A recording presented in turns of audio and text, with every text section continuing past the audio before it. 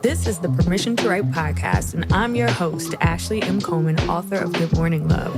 Join us each week as writers discuss more than writing. You'll hear from me as well as the occasional guest on craft, publishing, life, and culture. We hope you enjoy the show. Hey everyone, welcome back to the Permission to Write podcast. We are going to jump into our show and talk about some news stories for this week in publishing. So, Lisa Lucas is out at Pantheon and seemingly taking it in stride, but we the people are mad as hell, okay?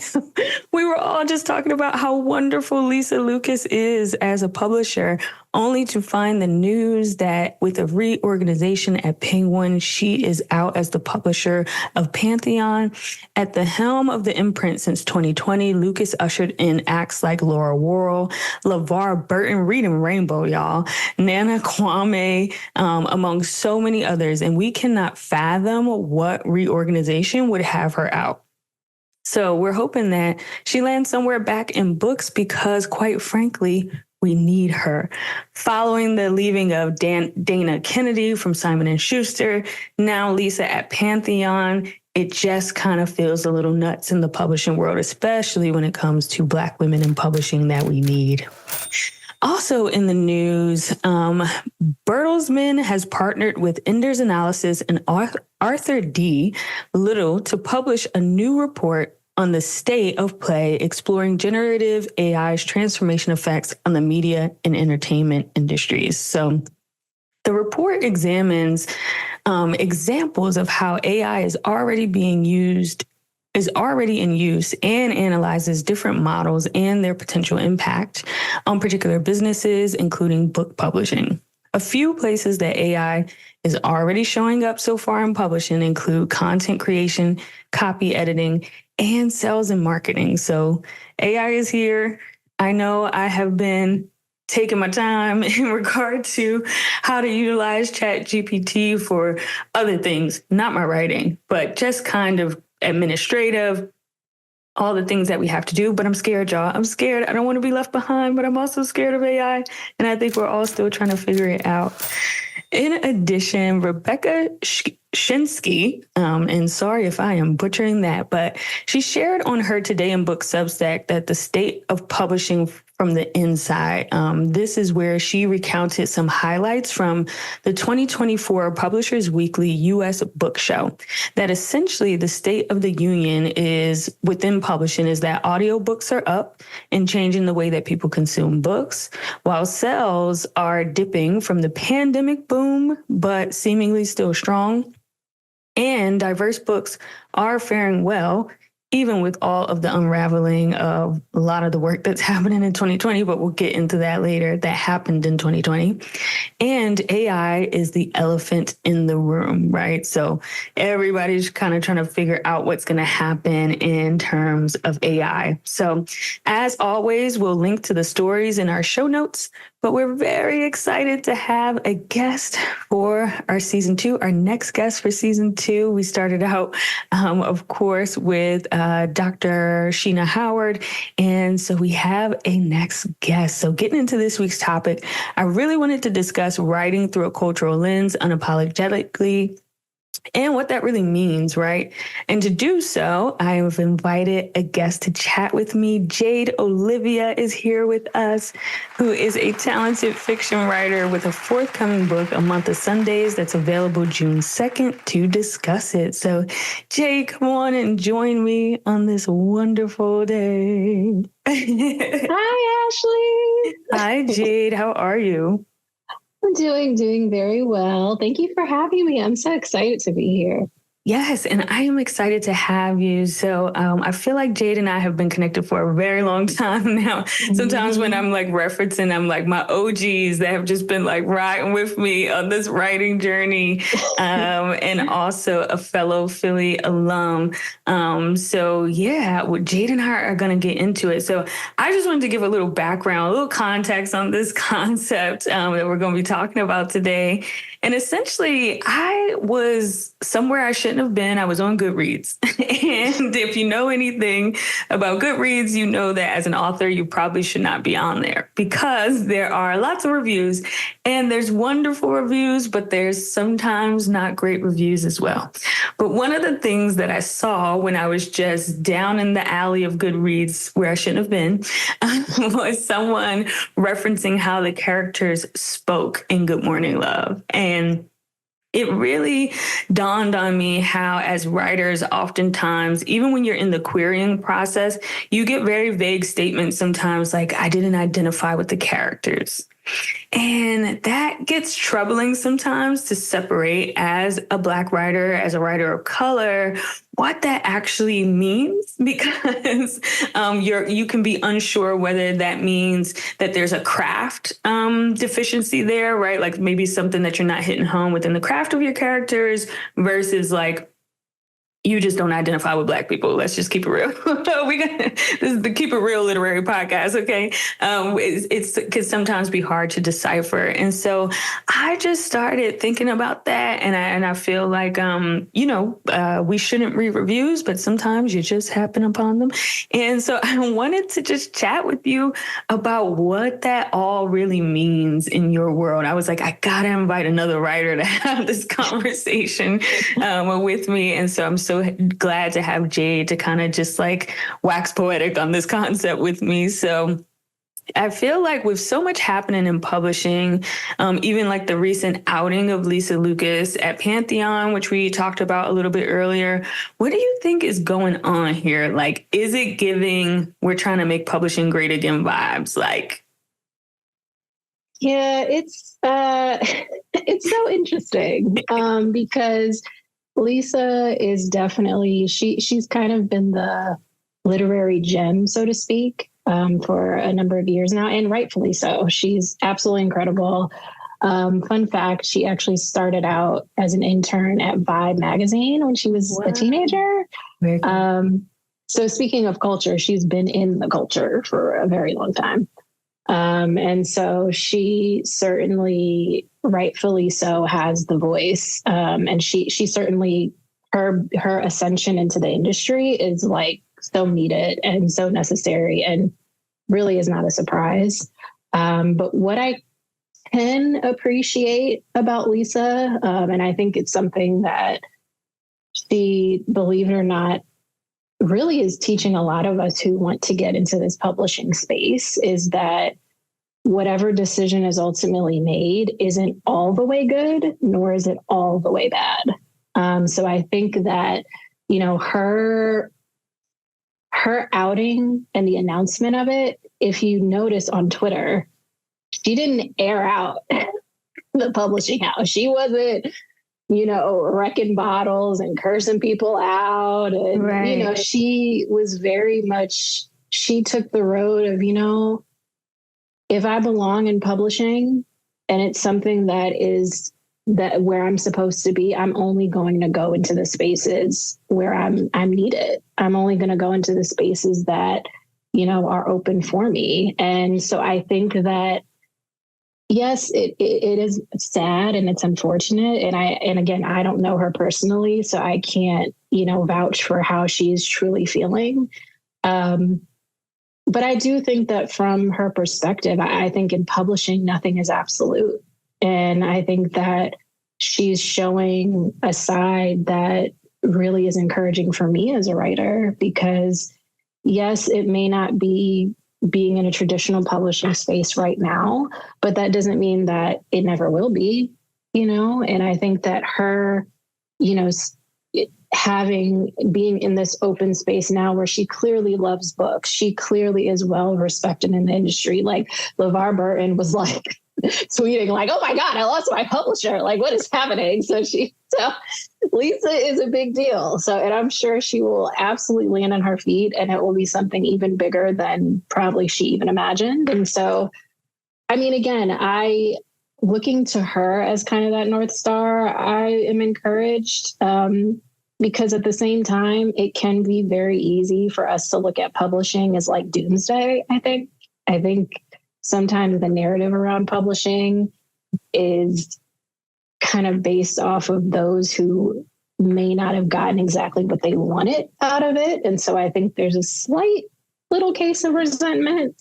And rightfully so, because there are so many experiences that we clearly saw during the pandemic. We clearly saw the freaking, polar opposites of advancements and advances that these authors who we love, who we respect, were getting. And so it's like their experiences of wanting to get to these big houses, they're not being rightfully paid.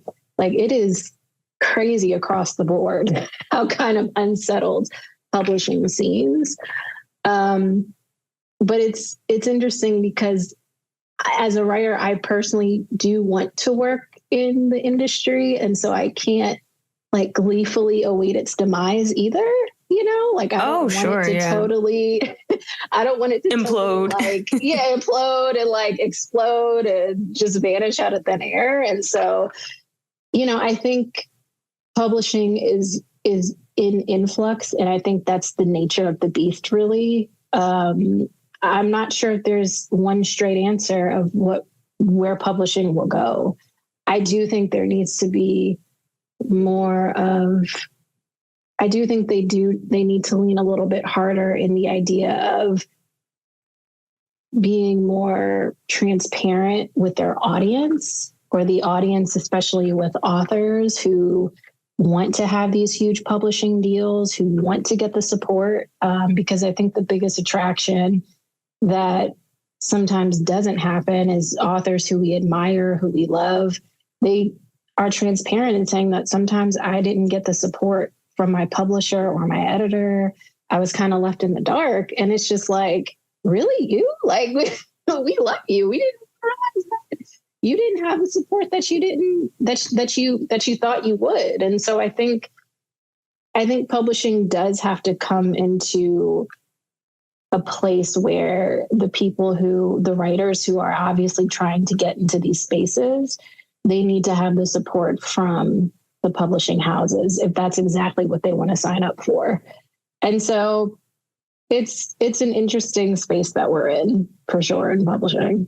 Yeah, I mean, you said a lot of great things. One, just the flexibility of it, right? Like understanding that there's ebbs and flows. And I think that's really important, especially because, to your point, there are no guarantees in publishing. So take it from a writer that is currently on submission and very nervous about what it means to be on submission with another book after having published my debut. And, maybe sometimes even like a debut feels easier because you don't have a track record. So you're like, you don't really know where your book fared, as a debut, because you're like, well, you got a lot of great opportunities, but you weren't like National Book Club, right? So it's like, where do you, how are people going to digest that? But so there's no guarantees for sure. I think the other thing too, I also don't know Lisa personally at all. I am friends with one of her authors who absolutely kind of speaks her praises. But I, personally felt like that idea of like a North Star, I think specifically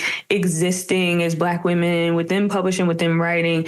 And for me, existing as like an urban Black woman, like, like from an urban background and being in publishing, I felt like it was important because I was like, I would just be following Lisa on Twitter and seeing like rap lyrics. And I'm like, yes, yes. Like, no, she was very like accessible. Home. Yeah, she was very accessible. And that's another thing too. It didn't feel like she was on high somewhere, like looking down at her minions. It was like she felt very like intertwined with us. And I think that's also part of the heartbreak too, right? Because it's just like, man, she, it felt like we were there with her, so I completely get that. Yeah. And part of the reason that Permission to Write exists is really this idea of like, you can sit with us, sometimes being in spaces where maybe I can only speak for myself, but like there have been literary spaces that I've been in that I was like, I don't know if I belong here. And so It's all about that accessibility, all about sharing, like you mentioned, what our real experiences. Sometimes I do hear about publishing stories and I'm like, this is crazy. I even hear stories about writers that I'm like, oh, writers are nuts. Like, sometimes like writers being super like rude and just a lot of things. And I'm like, so far, so good for me, because I'm just like, I'm coming from the music industry. So I'm just like, this is going down in publishing because I get it in music, but like, writers. Oh yeah. But so I guess getting into that, like, some of what I feel like stands out to me about this idea of people in positions of power in publishing is like the fact that not that a Black experience is a monolith, of course, but like you do feel like the more gatekeepers that have that experience, the better chances of our books kind of having people that do relate to the character or do understand kind of where we're coming from. So I guess when we talk about this idea of like writing through a cultural lens, what does that even mean to you? Because I feel like it could mean something different for everybody. I think writing from a cultural lens, no matter what, writing on the cultural lens for me means writing on the pulse.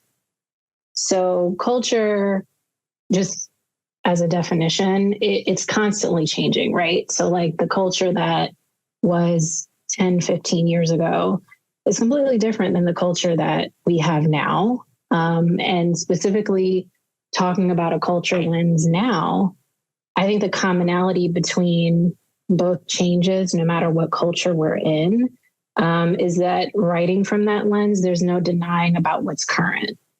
So there's no sort of like denial of like the forces that be that are kind of like overtaking our kind of social conversation. We talk about social media, we're talking about AI, we're talking about on more of a serious level, like politics and what that means kind of in our everyday and what that looks like. What does protesting and the threat of actually taking away protesting, what that looks like. And so if you're deciding to write from a cultural lens, you have to be kind of in favor of being real about the moment without and kind of doing away with being palatable, if that makes sense. Like, it's like you're very kind of seeped into, okay, this is what our culture is now.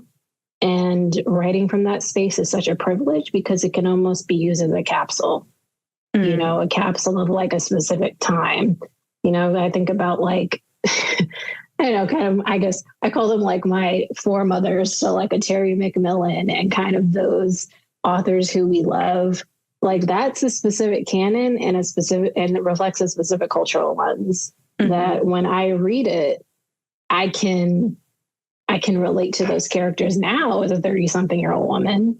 But their specific, I guess, how they thought about certain topics, how they thought about certain things was filtered through that specific lens at that time. And so it's a privilege to do it. And honestly, I don't think it's something that me personally, I sit down and say, this is what I'm going to write now.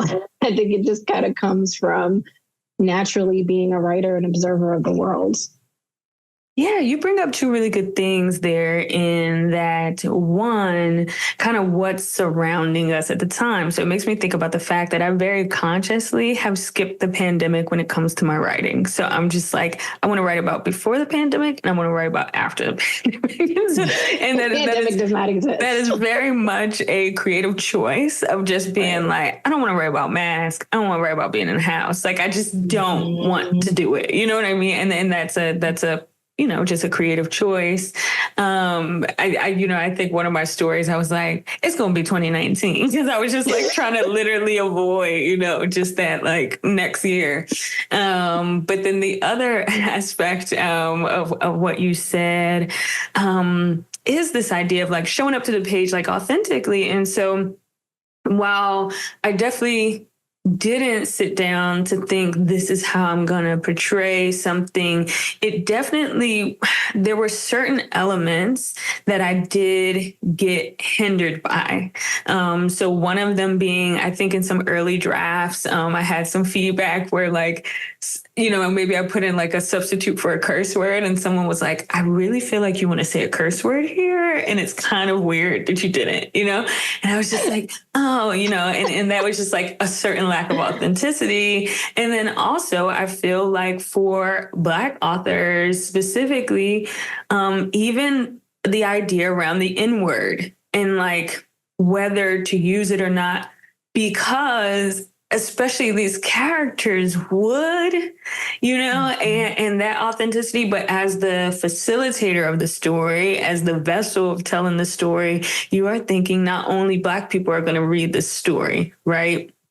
And so having those really difficult conversations with yourself, which I hate having, because to your point, it really we just should be able to show up to it, right? Like show up to the work as authentically as possible. But these are real conversations at times that you feel that some of us have with ourselves in trying to really, like you said, just like show up as ourselves and not worry too much about how other people receive us. And so where I do feel very comfortable is knowing like I write stories about Black people and either you're on board or you're not, right? You know what I'm saying? Kind of much to, you talked about the four mothers, kind of like very much to Toni Morrison, like, you can get on the train or you could watch the next one come by, right? That's what it is. So I guess that like really leads me to this thought around like, whether you ever feel a responsibility to write through that lens. And so I guess like for clarity purposes, I'm thinking of like the idea of you where a lot was swirling around about Robin Lee writing white characters. There was kind of some misinformation about her story to publishing but I feel like there was something swirling around, like she had written other books with Black characters that didn't get picked up. And then The Idea of You, which like recently got made into a film, was the one that kind of broke through. Or, writing in the romance space. At a certain point, I was reading more romance because it was a genre I was being put into. And I thought, all these characters seem to be Black women and white men. And I didn't understand whether that was just the story, which is perfectly fine to show up. If that's the authentic story that you're trying to tell, there's tons of interracial relationships that are wonderful, to recount and deserve their space too. But because there were so many, I started to wonder if it was a trend to be more palatable to a larger audience. So all that to say, like, is there a responsibility for us to write through a cultural lens? It is fiction. Do we get to just think of other things? I don't know. I just want to kind of get your input. You've been so insightful on this whole thing, but do you ever feel any responsibility towards that, to write through like an authentic lens? I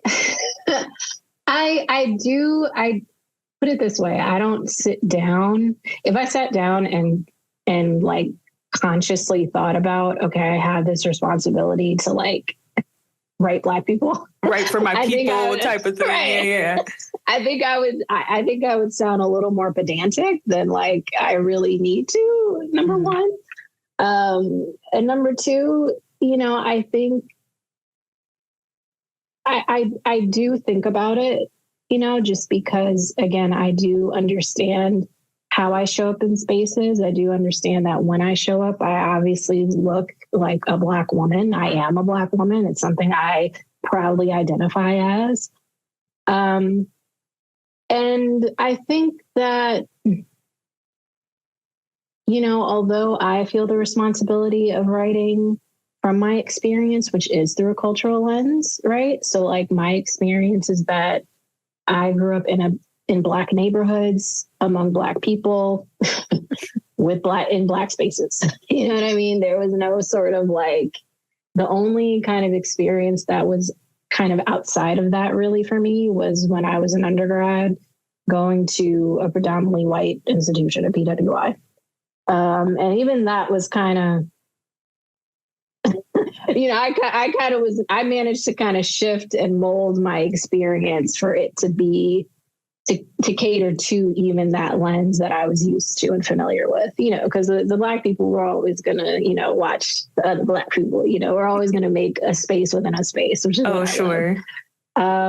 So I think that with that said, I think just like any writer, I think as writers, we really need to understand and be thinking about what our end goal is.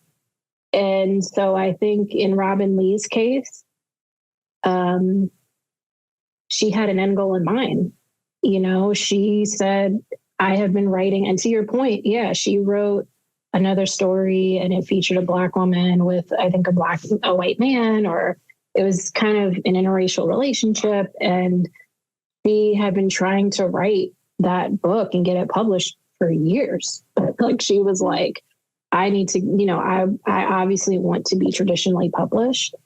And she said, I think she said really in that article, she was just like, I don't want anything to stop me. And so if that was kind of for her, and I don't want this to sound as negative as it might sound, but if that was her compromise that she was willing to make and the hill she didn't want to die on, like, she was like, look, I want my story to be out there, because I think really too, her team is really creating this narrative of the story, not so much being about the interracial relationship, but really about a woman of a certain age group getting agency among her sexuality, agency, from a relationship perspective, this younger man, loving on this like older woman. And so, Gabrielle Union being a part of it, she's kind of like, oh, I have a younger man and I just love this story, and so like they're really trying to shift it away from that. And I think, frankly, with the article, it was a question that was asked that makes sense.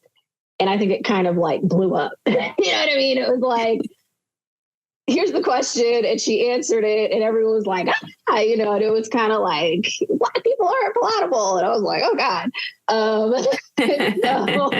And so to her credit, I think she was really just being honest, really about her experience. Like, she said, look, I am a Black woman, but I'm also a Black woman who went to Harvard and Yale, and like her husband is French and white. Like, she is coming from a specific lens that may not necessarily look from what I guess we deem to be used to, but it doesn't discount the experience that she has. And so, I think for a while, I was always looking to Black writers to feel the same way I did. It was like, oh, you have to want to like write Black stories for Black people. Like, don't you? And it's just like,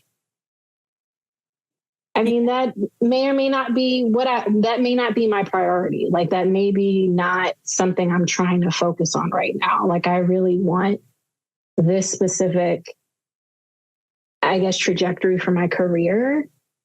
And I'm willing to make that work, And so it's like, and maybe not forever, right? Like, that's the thing about it too. You talked about earlier that ebb and flow, right? And so just because you're writing Black characters for your first 3 or 4 books doesn't mean that by book 5, you might not be like, oh, I'm interested in something else. And so, I think the concept with, Robin Lee's book is totally not her, right? It's not like particular to her. It's just the bigger picture of like, how do we look at that?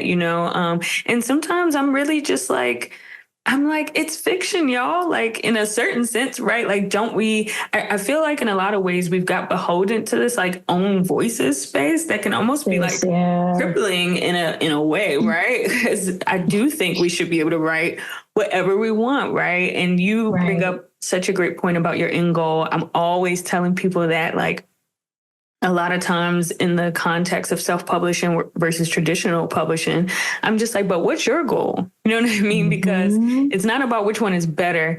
It's like, what is your goal? Because as someone who has self-published, my goal was like, oh, I just needed more people, essentially, right? Like to be able to make it go farther. So that was how traditional publishing kind of came along, because I couldn't compare to where my book was. Like my book was everywhere. You know what I mean? Like I would go in stores and the book would be there, and I just didn't have the tools when I was self-publishing to have gotten to that space.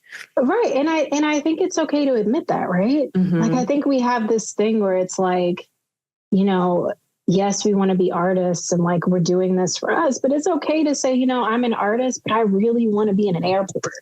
I really want my books to like, I want to walk into a Barnes and Noble and like see them stacked up like on the table of new releases. You know what I mean? And I think that, you know, it's a hard thing because again, Robin Lee's book was marketed in a specific way, you know, and funny enough, I read The Idea of You before it became this thing. And so I like stumbled on it, you know, the algorithms of Amazon, especially like at that time. Because it was 2017 that it was released. Right. It was 2017. So it was kind of like not as much of an influx as it is now. You know, we didn't have book talk, really. We didn't have kind of these like huge viral cultural moments about books. And so I kind of read it and was like, wow, this is a really great book. Like I hadn't even thought of like the concept of like, this is a white man with, you know, this woman. Like I just, and when I read books, I tend to kind of, again, cultural lens, everybody's Black. You know what I mean? When I read my books, it's like, that's kind of in my head. And so I just thought it was a great story about this like 40-year-old woman who, you know, it's kind of controversial, you know, it's the bandmate and the daughter's the fan. And, you know, it's kind of like, oh, this is nice. This is so messy. I like it. So it's just, it's funny because I think like from that time when it was released to now, she even said like it was such a surprise that it even reached the success that it did. And so I think honestly, what we're seeing is her adjusting to that success and popularity in real time because it was released, she had it out, it was published, and I think it was a little bit quiet. And then it became this huge thing during the pandemic. And it was like, whoa, you know? And so I think we have to understand again, like as writers, we have to be aware that the environments and the atmosphere that we're coming into, it's always changing. And so what's like really popular now could be totally not popular later. You know, we could have our moment within the first year of release, we could have our moment within 2 years. But, you know, from the time that she published that book in 2017, I'm sure she's a totally different writer than what she is now. And so she's having to come to grips with, okay, if I'm writing, if I'm doing, you know, several other books, what is that going to look like for me? So I think like, yeah, she's having this moment with The Idea of You, but she's probably trying to figure out how she's moving on and moving forward to whatever new project she has on the horizon. So it's interesting. It's like, yeah, it's like asking someone, well, how, you know, what do you think about your first child when you're on like the third? It's like, well, I don't, you know, I was writing that at that time, but I'm kind of like in a different place here, you know? Sure. So I understand the argument of like, being palatable could be jarring for an audience, especially when you, as an audience, as a reader who you attach to these writers, right? It's like, oh my God, like I loved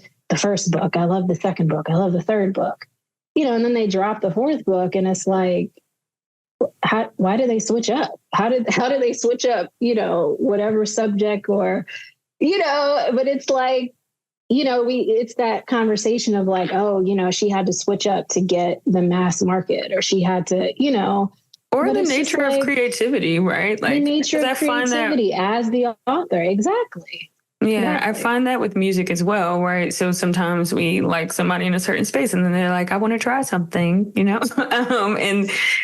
think that, sometimes that happens. Sometimes there's other implications to your point. Same with music, right? Like sometimes there's the moment where people are like, okay, I've been doing what y'all like, but like, I'm trying to get on Billboard, and so sometimes they take that leap.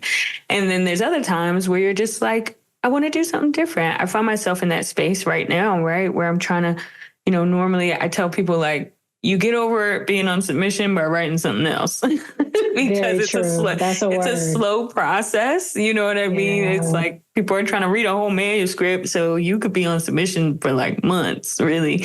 And so, but I've been struggling trying to figure out what I wanted to write next. And I think, part of it is just like, like what's interesting to me? You know what I mean? Like I have a ton of ideas, but I'm like, what's really interesting to me in this moment, right? That I really kind of want to see through. So I think sometimes we're always asking ourselves those questions. I guess before we get a little bit into a month of Sundays, I guess maybe my last thought on this kind of overall concept is around, and it's probably a good segue too, is around urban fiction and how it really had this moment in the 90s and the early 2000s. And while it's still clearly like prevalent, like it still exists, where do you think there was a pivot where it wasn't as like mainstream? So urban fiction is an interesting thing, right? Because sometimes I don't all the way know what it means. So I'm not all the way talking about like I'm not always talking about like true to, there's like the true to the game urban fiction, but then there's like the fact that like also Terry McMillan gets put in those conversations where like totally different kind of context of like characters and stuff that she was writing about. But honestly, I think it's just sometimes when we're writing to other people's points, like really Black stories, they just kind of get put in that space. And like, I don't know, I just find myself even looking at my own work at times and being like, yeah, it's very out of that tradition, maybe just like evolved more though, than some of those, some of the books that, come on, like, let's be honest. And some of the books that we were reading back then, you read them now and you're like, okay. Which is a little bit more involved, but I guess like, I don't know. How do you feel like that shows up in today's literature? Because clearly, like, I guess maybe the good part is it all seems a little bit more integrated, right? So I remember going in the bookstore back in the day and there was the African American literature section. And now I go into the big box retailers or, even other smaller indie bookstores and everybody's playing together, you know what I mean, at this point. But I don't know, like, if you have an idea, like where was the pivot, do you feel like? Because I just feel like when Terry McMillan was popular, there were just like so many other really prominent that were selling a lot of books. Because that's the other thing too, because we know the myth that like Black people don't read, which is like silly. But do you feel like there was a pivot? And if so, when or how do you feel like it's pivoted over the years? That's a really good question. I do, and to answer your question, I do think there was a pivot. And just like on television, UPN, WB, it was slight, right? It was quiet. It was like a quiet, sure, shift. I think part of it is, I think unfortunately it was a restructuring from the ground up. I think like it started with, I think so much about that time of like a Terry McMillan who was huge. But also at that time, there was like Betty Ford and there were like other writers who are gems in my eyes, but managed to maybe publish one, maybe two, maybe 3, 4, 5 books, like they kind of managed to like get their projects out and kind of went away, and I don't know if it's because that time, I don't know if it was the demand of like keeping up, so to speak. I do think like when we think about those mid 2000s, we did have Terry. I think Bernice McFadden was also kind of in that mix too. Like it was very much like a moment. But Michael Baisden. Who was the other? guy. Omar Tyree. Elin Harris. Elin Harris. I was just going to say Elin. And I think, I think in that time, Black writers too kind of created a space for themselves. I think, I think Omar Tyree and Elin, I think they started out self-published actually. When self-publishing was like ghettoized, you know what I mean? It was like, you publishing your book and you selling it under the trunk. Like it was like, what are you doing? And I think, the moments that we say now are like, oh, going viral. Like they kind of went viral in their own way too, like it was to the point where, like, I think Omar says all the time, he was like, yo, I was selling my books and pushing them out of my trunk. And I did all that and became a bestseller, And so I think to a degree, it was like, I'm going to be so good. I'm going to make such an impact that you're not going to be able to ignore me. And, to a degree, there wasn't really, I don't think much of a recession now. It was a different kind of like socio-political landscape. I think even back then, even thinking about like Walter Mosley and like his stories and his work, like Bill Clinton was reading Devil in a Blue Dress. Like that was a moment, and like you had these kind of shifts in culture that like to that point, it kind of, once the shift in the industry kind of, you started seeing less of those writers. I don't know if it was all the way the industry, nor do I think it was all the way the writer. I think like, similar to music, there was a point where I felt like everybody was kind of getting a deal. Like it was like, oh, all these people are, dropping hit songs or dropping these like one-off tracks, getting into these CDs. And it's just like, okay, was it the industry or was it just or kind of the bevy of resources available in the industry, or was it the artist, because again, I think like as artists, similar to what I was saying with having your end goal in mind, some writers I feel just want to maybe write that one book or write those two books or, and just kind of like disappear after that. You know what I mean? And so I think the timing of it was everything. And so I don't think there's really a straight answer of like where the shift happened, but it did happen. It was like, it went from like all of these writers that we saw at once that was in like constant conversation amongst each other to barely having one or two at all. So that is definitely a reality for sure. But I think you bring up a great point in Renaissance, there's multiple things flourishing at the same time. And so to your point, because as soon as you said like TV, it made sense because I was like, yeah, that was like a golden age of Black TV. And we all know there was that lull there. And we find ourselves, back in a space where we are seeing shows, even though y'all canceling them after 1 and 2 seasons, because I'm still tight about Rapish. I'm still tight about it because season 3 was about to go off. But anyway, yes. Stay focused. And, and infrastructure is important, right? So I think we're still in a space where there's diverse books, there's a lot of great Black and POC authors like releasing really great stuff, but it's kind of like, where's the gathering place, where, and, I'm always bothering my writing friends because I'm like, we should take a picture because I think about those old photos that I see of Tony and Alice Walker and June Jordan and those folks, and the moment of like collective power, what it really means, how it's transformative in publishing. And I think we have a really great opportunity now because listen, 2020 I got my book deal in 2020. Okay. So that's what we're going to see how it goes. Listen, and you were taking advantage of the time, right? So like, I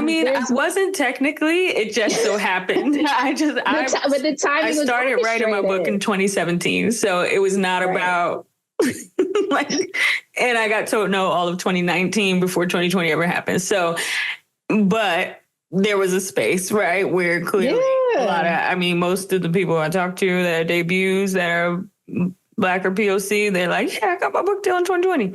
So, there's these moments of rise, but I think what's important for us is like keeping the infrastructure and keeping our collective power, right? Like, yeah, to really continue to transform things. So I guess with that, I wanted to ask you about the book. So tell us a little bit about A Month of Sundays.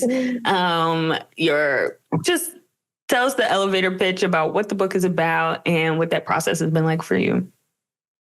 Yeah, so A Month of Sundays is a contemporary romance novel. There is DeAndre Harrison, who is a GOAT tennis player. He's like a legend. And it's DeAndre and Imani Wright, who is the female heroine, the love interest. And she is a visual artist as well as an art curator. They first meet at a mutual friend's wedding. It's an instant connection that neither one of them can deny, even though Imani kind of denies it. They end up meeting each other about 4 years later at another mutual friend's birthday party. And DeAndre figures out a way to get her back in his life. Ooh, I love it. First of all, I love these professions because that is something I've been struggling with recently too. Like what the people are going to do. Cause I'm like, what are they going to do? What are they going to do to the pages? Yes. And like, cause I'm just like, I'm so engraved in like creativity and like entertainment that I'm like, everybody can't be in entertainment. Like, I feel like whatever I need to write next needs to be like regular occupations. So I love that DeAndre is a tennis player because it's just kind of left field, and that Imani, right? Imani is is a visual artist, because I'm just like, oh, okay, those are cool different professions to think about. It's fun. It's definitely, and professions for me allow a lot of conversations to be brought up outside of, yes, it's a love story and they give me all the feels and I appreciate that.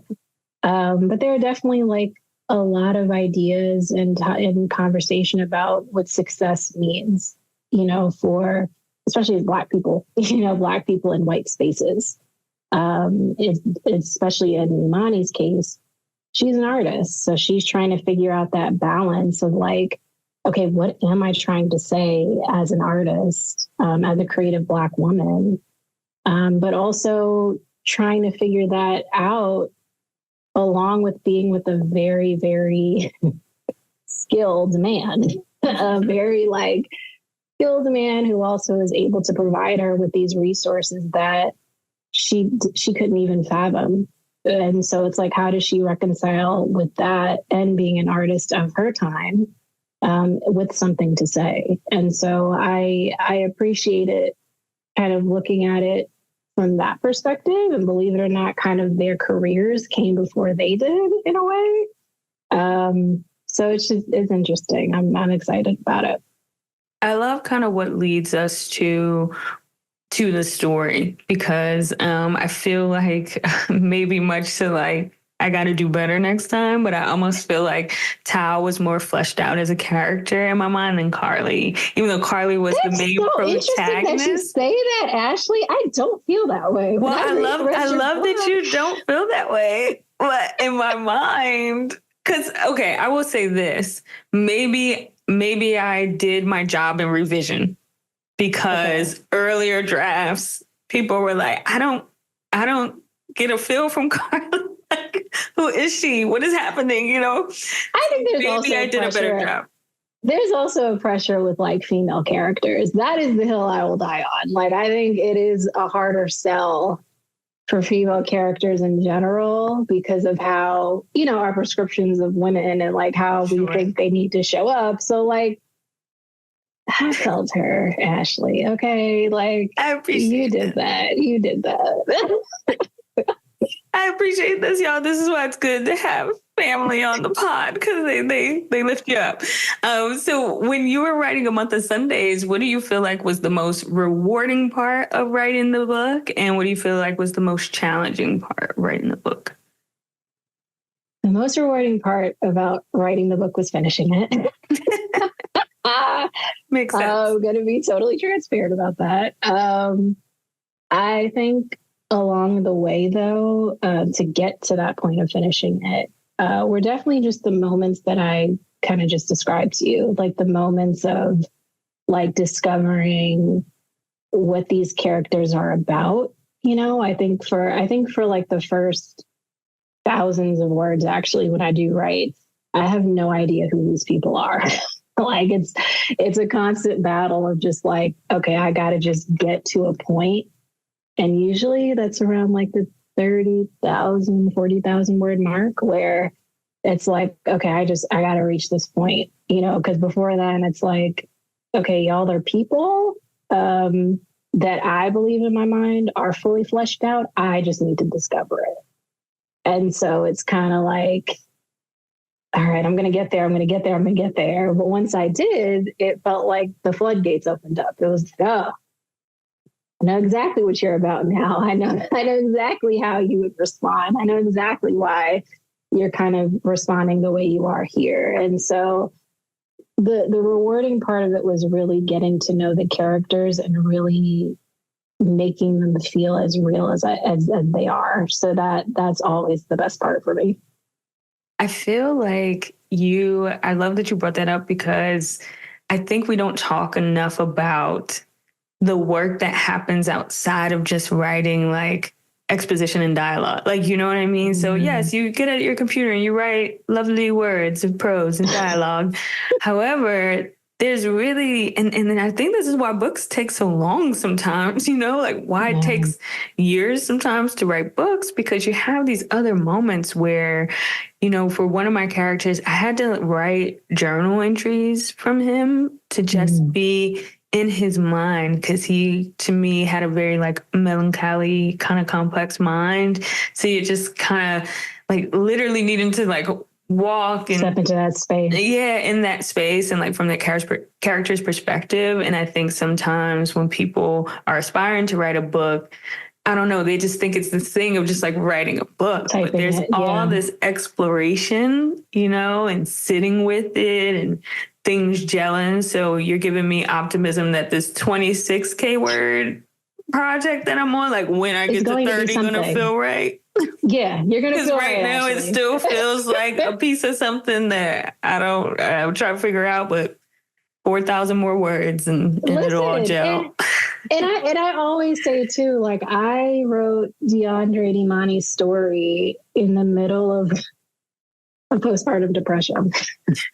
So I was feeling the exact opposite of like how DeAndre is, right? So I think like on a subconscious level, I was like searching for something outside of me, you know, to feel something like, in my case, to feel a sense of assurance, right? And so I kind of leaned into that feeling of like, okay, I know that this person looks to be so strong and put together on the outside, but there's more to him than that. And so even in the midst of that, how does he show up, you know? And so it's like, I think any writer who is kind of struggling with that, I think it's like leaning into what we may not even see in ourselves at the moment. I think that can provide such a great jumping off point, you know, with what we have to write. Oh, absolutely. Listen, Carly was entertained in LA and then all of a sudden I was in Los Angeles and I said, what? what in the world did I just write? So I guess before we jump into our ending segments, tell us something that you just want people to know about the book. Like if they're, you know, by the time this episode airs, the book will be out. So grab it, support, make sure to actually put your money where your mouth is when you support Black writers. When you say you support Black writers, that means writing reviews. That means getting the book. Y'all, my house is overflowing with friends' books. I'm going to be poor because I know how hard it is to sell books. So I buy all my friends' books. But yeah, is there anything about the story that you would just want to impart on the audience? You know, I think anyone who are fans of just work that you can have conversations about, you know, I think on the surface, DeAndre is kind of the the man's man. You know what I mean? He shows up very strong and he shows up very like present in himself and like kind of cocky, kind of arrogant, but has like a heart of gold. And Imani's kind of like this very sweet, character. So it's easy to like fall in love with them just on the surface. But I think like any reader who is willing to really sink their teeth into a work that really they can reflect on. I'm a fan of writers who I can reread. So like my experience with like A Waiting to Exhale is totally different reading it now than I did even back then. And so I really kind of pray that whomever does come across it and does read it can kind of give it time to get into your bones a little bit. It's not the fastest read in the world, but it is a build, and it is, I think, something that's impactful. And I think like anyone who is into love stories and romance and just like, I guess what they call it, soft life, they'll definitely be interested in that for sure.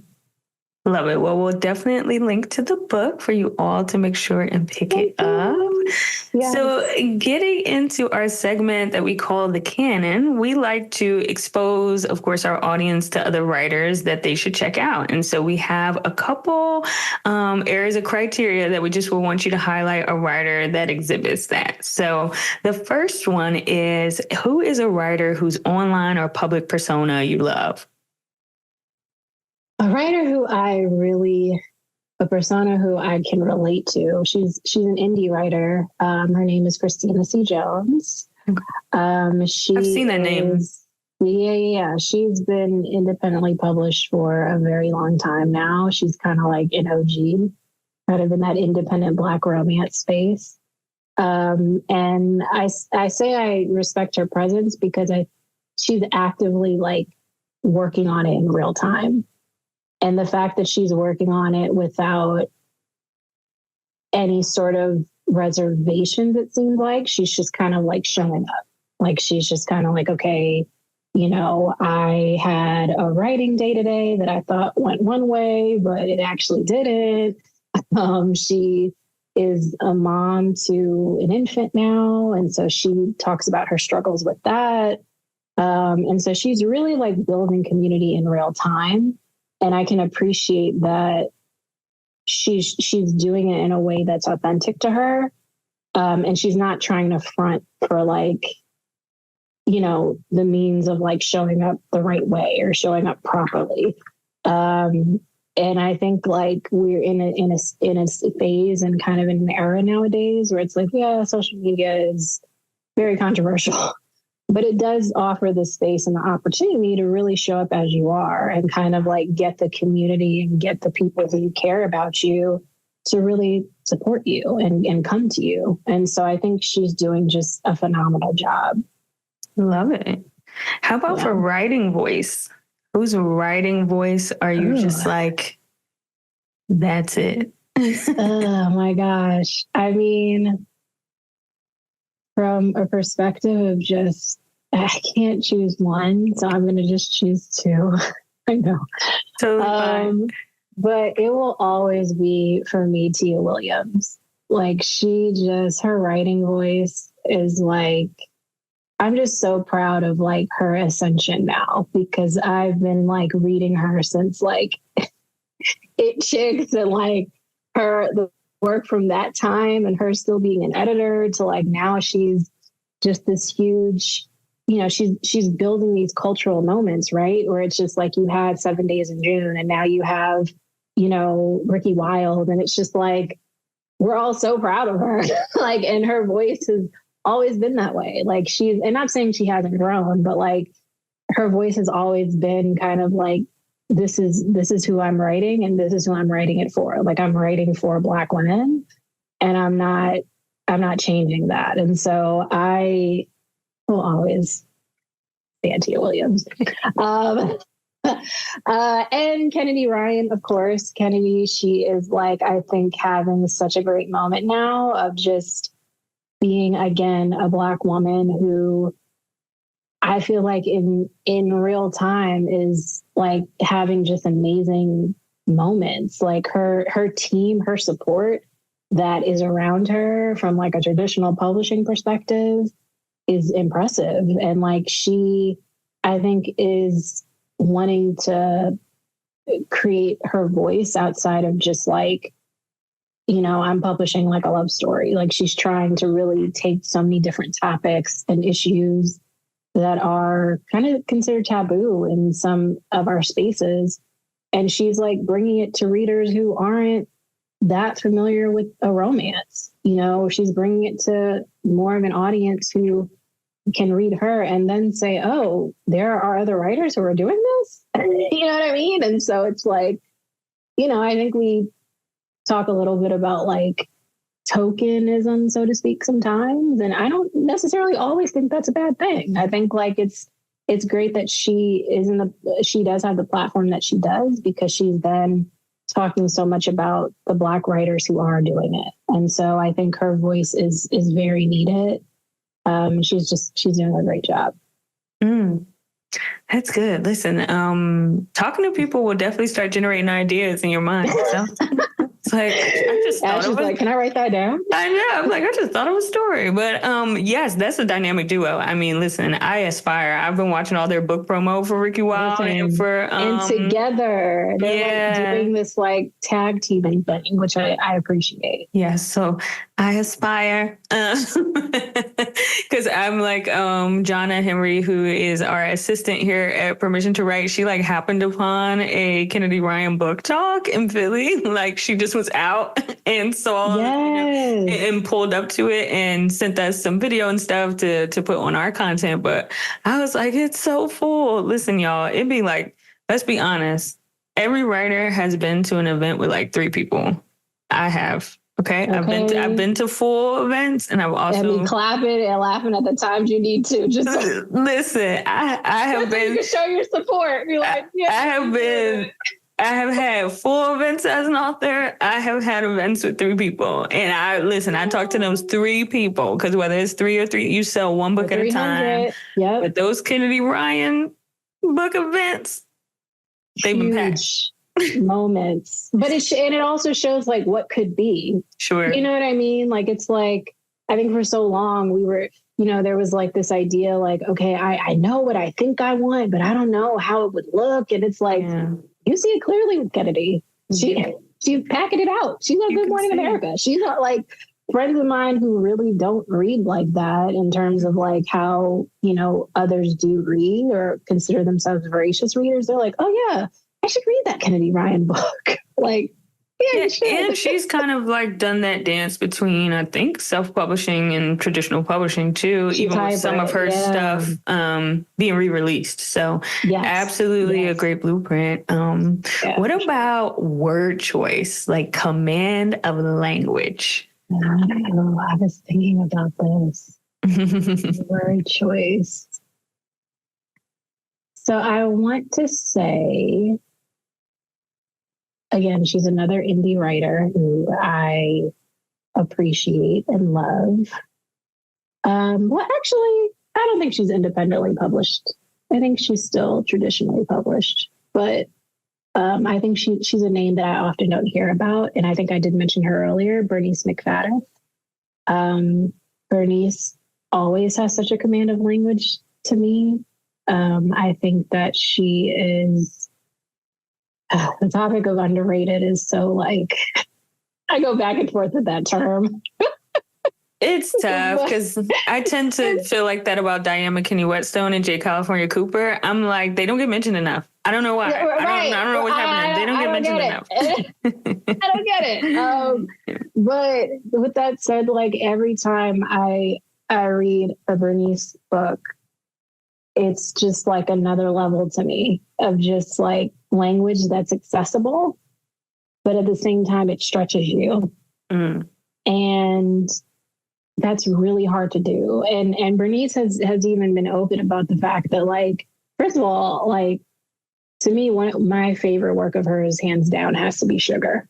Sugar is such a iconic novel of hers to me, and she has said like, "Oh, I wrote it, and I know my writing is much better than it was then." And you're just like, "But it's such a classic. What are you talking about?" But it just goes to show that, like, again, your growth as a writer is something that I think as writers we all should be yielding to. And you can tell that book after book, she's constantly up on her craft. She's constantly working on it, constantly just like taking it seriously, being intentional with every word that she writes. And like, she forces me to slow down, which is something that's like, I think we got to appreciate being able to do. And so I just love her work, and I'm always going to try to like sneak in her name every once in a while because I so appreciate her.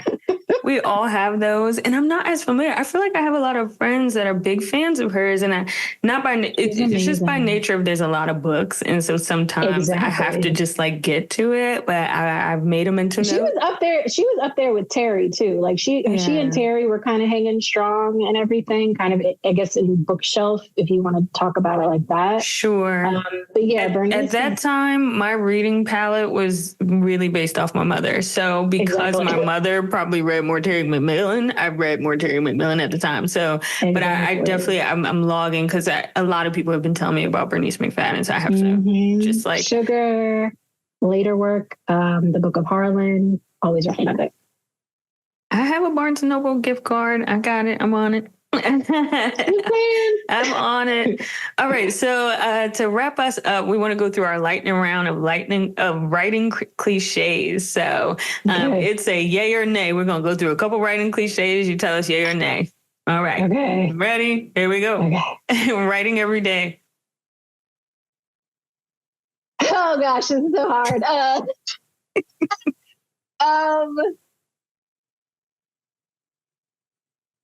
I want to say yay, just for like logically, but nay in terms of like what my reality practicality.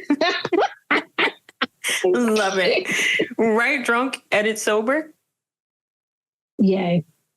Love it. You cannot draft and edit at the same time. Nay. I like that. That's different. Show, don't tell. Yay. Okay. Kill your darlings. Yay. Yeah. Yay. My first edit letter was a very good lesson in killing.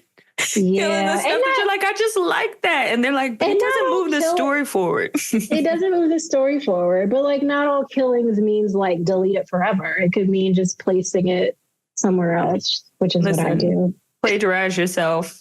Just like lift some copy from one thing, put it in something else. Sometimes there's just lines that I like, and I'm like, oh, I'm gonna put this line somewhere. Yeah. Yep. Love it. Oxford comma is our last and most controversial point. Oh. I love the Oxford comma. I'm not even gonna lie. My editor hates me, but yes, yay. I love the Oxford comma. Listen, I am a girl of an Oxford comma. I love it. Yeah, listen, it's our most controversial point. I don't know how, but it is. The Oxford comma. Well, you heard it here first. Jade Olivia is with the Oxford comma. She is a girl of my world. Yeah. So I want to thank you so much for joining me. Thanks to everyone for listening. And of course, thanks for Jade for having this wonderful, insightful conversation. Make sure that you all go and grab her book, and we will see you all next time. Bye, y'all. Thank you for listening to the Permission to Write podcast. We hope you enjoyed the show.